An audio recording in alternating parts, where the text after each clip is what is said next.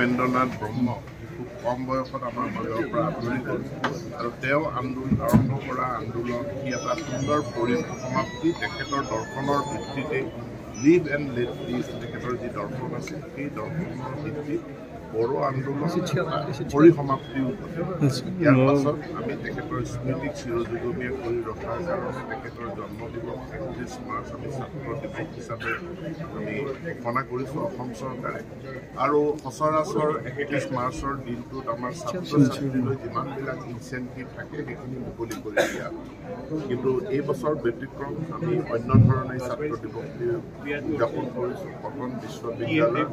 বড়োলেণ্ড চৰকাৰ প্ৰশাসন আৰু অসম চৰকাৰৰ শিক্ষা বিভাগে ইয়াত তেখেতৰ মেমৰিয়েল এটা লেকচাৰ আয়োজন কৰিছিল আৰু এই লেকচাৰটো মাননীয় BTC চিফ ডাঙৰীয়াই প্ৰদান কৰে আৰু ইয়াৰ জৰিয়তে তেখেতৰ আমি স্মৰণ কৰিবলৈ পাই গৌৰৱান্বিত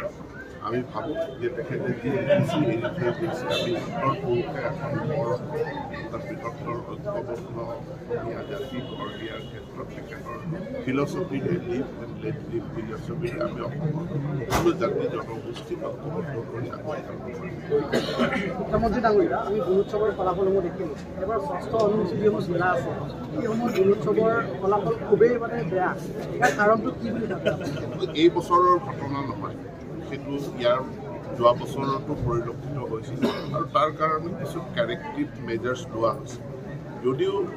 গুণোৎসৱত এইবাৰো চিৰাং জিলাৰ ফলাফলবোৰ বেয়া হৈছে কিন্তু চিৰাং জিলাই বহুখিনি ইম্প্ৰুভ কৰিবলৈ সক্ষম হৈছে আনকি তেওঁলোকৰ মেট্ৰিকৰ ফলাফল হায়াৰ ছেকেণ্ডেৰীৰ ফলাফলত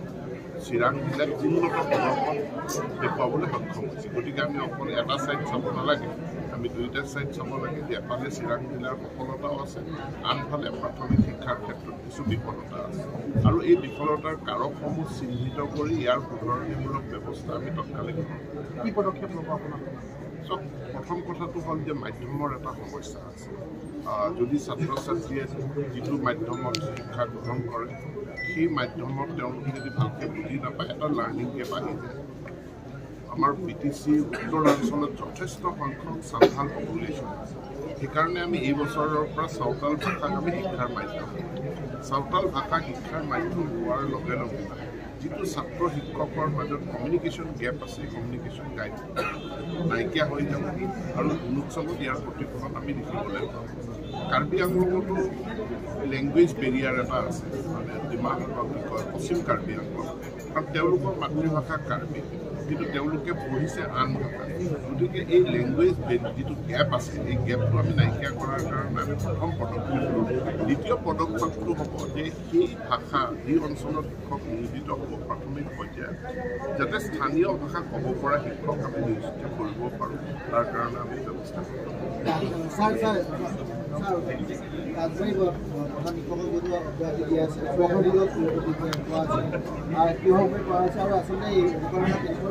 আমি সকলোৱে জানো ৰাজবাৰী প্ৰশ্ন কাকত আধা ঘণ্টা দেৰিকৈ হৈ পাইছে আৰু ইতিমধ্যে বিভাগে ইয়াৰ তদন্ত কৰিছে তদন্ত কৰি তেখেতৰ গাফিলতিটো দেখা পাইছে গতিকে চৌধুৰী যিজন প্ৰধান শিক্ষক আছে তেখেতক বাধ্যতামূলক অব্যাহতি দিয়া হৈছে।